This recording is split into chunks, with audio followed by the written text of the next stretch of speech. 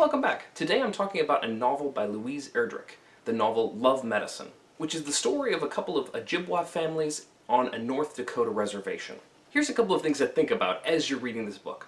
First of all, consider the concept of identity. In this part of my class, while we focus on novels, I focus on 4 topics. 1, characterization, 2, setting, 3, narrative, and 4, social and cultural identity. This book is rich with cultural identity and the problems that are faced when 2 cultures collide. This book is a post-colonial book, which means that it is about one culture sitting on top of another culture.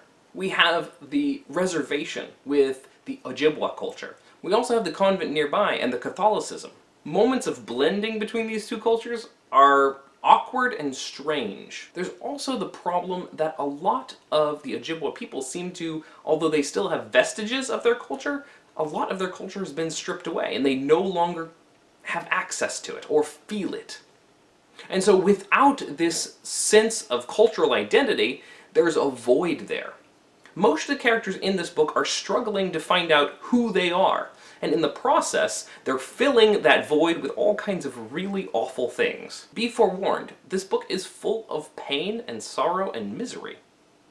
It's not without hope. There are good moments, and there are glimpses of light throughout it, but a lot of the book is very, very unhappy, in part because the characters do not know who they are, and they cannot seem to find themselves. So as you're reading chapter 1, as well as the rest of the book, keep this idea in mind. What creates identity for each of these characters? And where do they feel that lack of identity? The characters respond to identity in response to culture, whether they are Ojibwa or Catholic, white or Native American. They also respond to their social identity, whether they are rich or poor, outcasts or elite within a marginalized group, educated and uneducated. What do all of those labels do for the characters? Also incredibly important in this book is the idea of family. What is my identity in response to my family? What does it mean to be a father or a mother, a husband or a wife, a son or a daughter, a brother or a sister? How do those relationships create self and identity? Not to mention break my identity.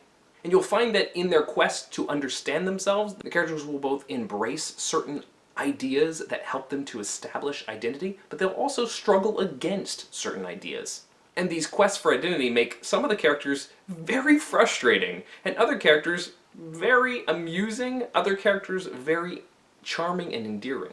Keep your eyes open though, because the characters become more and more complex as the story goes on. Often the first glimpse of the character in chapter 1 is not enough to fully understand the richness of the character by the time we get to the end of the book.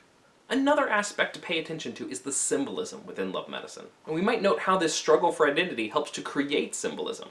There's a lot of symbols in this book, and you'll find some that are very natural, like the pies, which are fairly obvious in chapter 1. But some objects feel heavily symbolic without being clear. And part of that confusion comes from the same sort of identity confusion. When I have an object that symbolizes my identity, but I've begun to lose my identity, then that object also loses some of its symbolism, and yet it still feels symbolic. Note especially the use of religious symbolism within this book. We're right outside of a convent, and the idea of Catholicism is definitely in the background of this book, but the Native Americans don't necessarily treat Catholicism by the book, and there are many clearly Catholic symbols that are not quite being used in their clear function. An example right away is June herself, who's going to be a central character of this book in spite of the fact that she's hardly in the book. In the very first few moments, she becomes a very problematic Christ figure. There's a connection to Easter as she's eating the eggs in the very first scene. And then shortly after that, she dies a kind of sacrificial death, nearly walking on water. Although technically it's snow, there's this walking on water vibe to what's happening there. And she is sort of resurrected immediately afterwards in the form of a car. More on that later.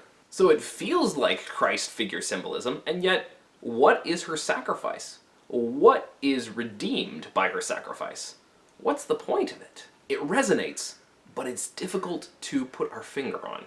You might notice also the world's greatest fisherman hat that's put on Eli. Since we're already hitting several religious symbols, the greatest fisherman symbol might be another hat tip towards Christ. But what does it mean that King puts it on Eli?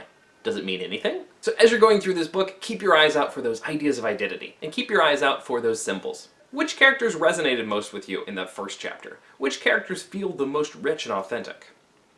Which characters are the least likable? It's okay to hate characters by the end of chapter 1. Next time, we'll look at narrative and the way the narrative of this particular book influences the way we understand character and the way we understand the story.